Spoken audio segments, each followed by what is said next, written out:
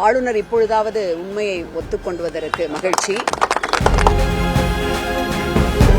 வேற என்ன எதிர்பார்க்க முடியும்? கம்பராமாயணத்தை எழுதியது பெண்கள் தோழி விடுதி என்று வரலாற்று சிறப்புமிக்க இந்தியாவிலேயே தமிழ்நாட்டில் மட்டுமே கட்டப்பட்டிருக்கின்ற பெண்கள் பாதுகாப்பாக வந்து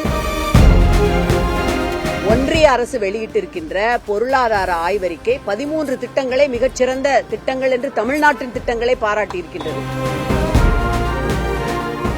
இந்தியாவின் முதன்மை மாநிலமாக தமிழ்நாட்டை மாற்றி திராவிட மாடல் ஆட்சியை நடத்தி கொண்டு தமிழகத்திற்கு ஒரு பொற்கால ஆட்சியை தந்து கொண்டிருக்கின்ற நம்முடைய மாண்புமிகு முதலமைச்சர் அவர்களுடைய தலைமையின் கீழ் சுகாதாரத்துறையை இன்றைக்கு இந்தியாவிலே இருக்கின்ற அனைத்து மாநிலங்களிலும் ஒரு முன்னணி துறையாக தமிழ்நாட்டின் துறையை மாற்றி அமைத்திருக்கின்ற நம்முடைய மாண்புமிகு சுகாதாரத்துறை அமைச்சர் அண்ணன் மாசு அவர்களுடைய முன்னிலையில் இன்றைக்கு நகர்ப்புற ஆரம்ப சுகாதார நிலையம் மண்டலம் 10 பகுதி 30 கோட்டம் 133 தியாகராயனர் ராதாகிருஷ்ணன் சாலையில் இன்றைக்கு இங்கே திறந்து வைக்கப்பட்டிருக்கின்றது. இந்த ஆரம்ப சுகாதார நிலையம் 2 தளங்களிலே அமைக்கப்பட்டிருக்கின்றது.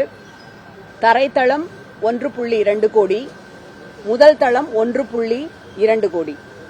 இந்த கட்டடத்தை கட்டுவதற்கு என்னுடைய தென்சென்னை நாடாளுமன்ற உறுப்பினர் தொகுதி மேம்பாட்டு நிதியிலே இருந்து 1.2 கோடி ரூபாய், தேசிய நகர்ப்புற சுகாதார இயக்க நிதி 1.2 கோடி ரூபாய் என்று மொத்தம் 2.4 கோடி மதிப்பீட்டில் 6025 சதுர அடியில் கட்டப்பட்டிருக்கின்றது. இன்றைய தினம் மாண்புமிகு அமைச்சர் அவர்கள் இதனை திறந்து வைத்து சிறப்பித்திருக்கிறார்கள். இந்த கட்டிடத்தினுடைய மொத்த பரப்பளவு 560 சதுர மீட்டர். பணியினுடைய தன்மை என்பது எல்லா இடங்களிலுமே ஆரம்ப சுகாதார நிலையங்கள் அந்த பகுதிவாழ் மக்களுக்கு சுகாதார ரீதியிலான ஆரம்ப கட்டமைப்பு வசதிகளை தருவதோடு அனைத்து தரப்பு மக்களும் உடனடி வசதியை, மருத்துவ வசதியை உடனே பெற வேண்டும் என்கின்ற வகையிலே கட்டப்பட்டிருக்கின்றது. இன்றைய தினம் நம்முடைய மாண்புமிகு மருத்துவத்துறையினுடைய அமைச்சர், மாண்புமிகு முதலமைச்சர் அவர்களுடைய வழிகாட்டுதலின்படி பெருமுயற்சி எடுத்து சைதாப்பேட்டையிலேயே சென்னையில் மிகப்பெரிய மருத்துவமனையான கலைஞர் மருத்துவமனை, நூற்றாண்டு மருத்துவமனையை கொண்டு வந்திருக்கின்றார்.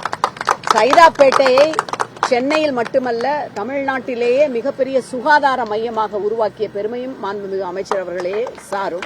அந்த வகையிலே இந்த பகுதி மக்களுக்கு அவர்களுக்கு மருத்துவ சேவை செய்கின்ற வகையில் அவருடைய நீண்ட நாள் கோரிக்கையான இந்த ஆரம்ப சுகாதார நிலையம் இன்றைக்கு இங்கே திறந்து வைக்கப்பட்டிருப்பது பெருமகிழ்ச்சி. கல்வி, சுகாதாரம், மருத்துவம், பெண்களுடைய முன்னேற்றம், பொருளாதாரம் ஆகிய அனைத்து தளங்களிலும் ஓயாது உழைத்து தமிழ்நாட்டை முன்னணி மாநிலமாக மாற்றி உயர்த்தி கொண்டிருக்கின்ற நம்முடைய மாண்புமிகு முதலமைச்சர் அவர்களுடைய சிறந்த பணிக்கு, மிக முக்கியமாக மருத்துவத்துறையில் அவர் காட்டுகின்ற அக்கறைக்கு, மருத்துவத்துறையினுடைய அமைச்சர் அதனை மென்மேலும் ஊக்கமோடு முன்னெடுத்துச் செல்கின்ற அந்த பணிக்கு இந்த மருத்துவமனை திறப்பு என்பது கூடுதல் சிறப்பை சேர்த்திருக்கின்றது.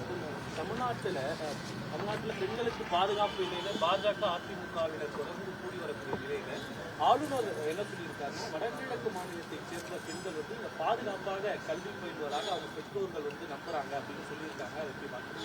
ஆளுநர் இப்பொழுதாவது உண்மையை ஒத்துக்கொண்டுவதற்கு மகிழ்ச்சி. மிக முக்கியமாக இந்த குற்றச்சாட்டை முன்வைக்கின்ற பாஜகவினர் மணிப்பூர் இந்தியாவிலேதான் இருக்கின்றது. மணிப்பூரிலே என்ன விதமான பெண்களுக்கு எதிரான வன்முறை அரங்கேறியது, மணிப்பூருக்கு எத்தனை நாட்கள் ஒன்றிய நம்முடைய இந்திய பிரதமர் செல்லாமல் மௌனம் காத்தார் என்பதையெல்லாம் அறிந்திருப்பார்கள் என்று நாங்கள் நம்புகின்றோம். பெண்கள் தோழி விடுதி என்று வரலாற்று சிறப்புமிக்க இந்தியாவிலேயே தமிழ்நாட்டில் மட்டுமே கட்டப்பட்டிருக்கின்ற பெண்கள் பாதுகாப்பாக வந்து தங்கியிருந்து தங்களுடைய வேலைகளை முடித்துச் செல்லலாம் என்ற வகையிலே கட்டப்பட்டிருக்கின்ற தோழி விடுதிகள் 15 மாவட்டங்களில் நம்முடைய மாண்புமிகு முதலமைச்சர் அவர்களால் திறந்து வைக்கப்பட்டிருக்கின்றது. இந்த திட்டத்தை ஒன்றிய அரசு வெளியிட்டிருக்கின்ற பொருளாதார ஆய்வறிக்கை 13 திட்டங்களை மிகச்சிறந்த திட்டங்கள் என்று தமிழ்நாட்டின் திட்டங்களை பாராட்டியிருக்கின்றது. அதிலே தலையாய திட்டம் இந்த தோழி பெண்கள் விடுதி தங்குகின்ற திட்டம். அப்படி என்றால் எந்த மாநிலம் பெண்களுக்கு பாதுகாப்பிற்கு முன்னுரிமை கொடுக்கின்றது, நம்முடைய மாண்புமிகு முதலமைச்சர் எப்படி சிறப்பாக பணியாற்றுகின்றார் என்பதை உங்களுக்கு நீங்களே நன்றாக அறிந்து கொள்ளலாம்.